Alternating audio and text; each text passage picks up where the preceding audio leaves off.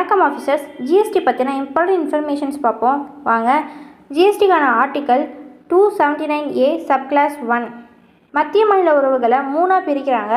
சட்ட உறவுகள் ஆர்டிக்கல் 245லேருந்து 255 வரைக்கும், நிர்வாக உறவுகள் ஆர்டிக்கல் 256லேருந்து 263 வரைக்கும், நிதி உறவுகள் ஆர்டிக்கல் 264லேருந்து 293 வரைக்கும்.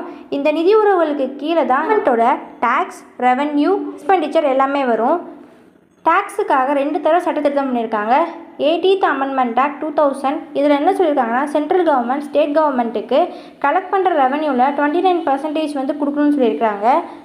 101 அமெண்ட்மெண்ட் ஆக்ட் 2016 தான் ஜிஎஸ்டியை இன்ட்ரடியூஸ் பண்ணியிருக்காங்க.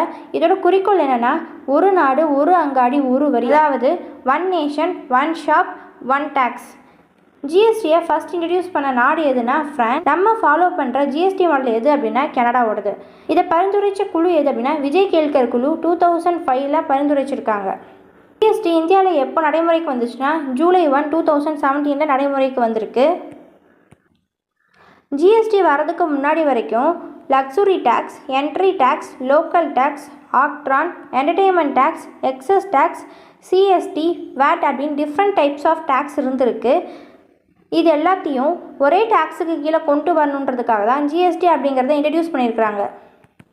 ஜிஎஸ்டியை ஃபஸ்ட்டு இன்ட்ரடியூஸ் பண்ண ஸ்டேட் எது அப்படின்னா அசாம், செகண்ட் பீகார். தமிழ்நாடு 28th ஸ்டேட்டாக ஜிஎஸ்டியை அப்ரூவ் பண்ணியிருக்கிறாங்க.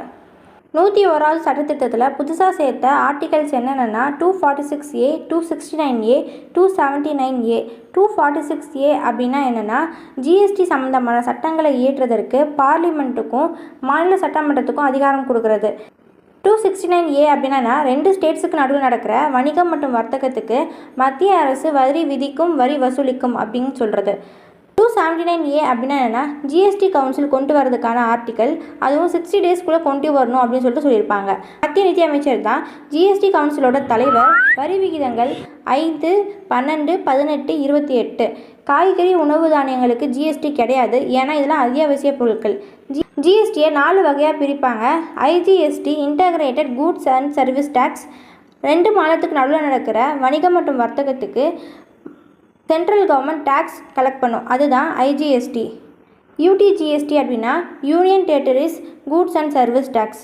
சென்ட்ரல் கவர்மெண்ட் யூனியன் டெரிட்டரிஸில் டேக்ஸ் கலெக்ட் பண்ணுறது தான் யூடிஜிஎஸ்டி. சிஜிஎஸ்டினா central government goods and service tax. அதாவது சென்ட்ரல் கவர்மெண்ட் வந்து ஸ்டேட்ஸ் கவர்மெண்ட் கிட்ட டேக்ஸ் கலெக்ட் பண்ணுறது தான் சிஜிஎஸ்டி. ஜிஎஸ்டினா states goods and service tax. அப்படின்னா என்னென்னா, ஸ்டேட் கவர்மெண்ட் அவங்களோட ஸ்டேட்ஸ்குள்ளே டேக்ஸ் கலெக்ட் பண்ணிக்குவாங்க. அப்புறமா மற்ற ஸ்டேட்ஸ் கூட நடக்கிற வணிகம் மற்றும் வர்த்தகத்துக்கு டேக்ஸ் கலெக்ட் பண்ணுவாங்க. இதுதான் எஸ்ஜிஎஸ்டி. எல்லாரும் இந்த கொஸ்டின்ஸுக்கு கரெக்டான ஆன்சர் என்ன அப்படிங்கிறத கமெண்ட்டில் சொல்லுங்கள். பாய்.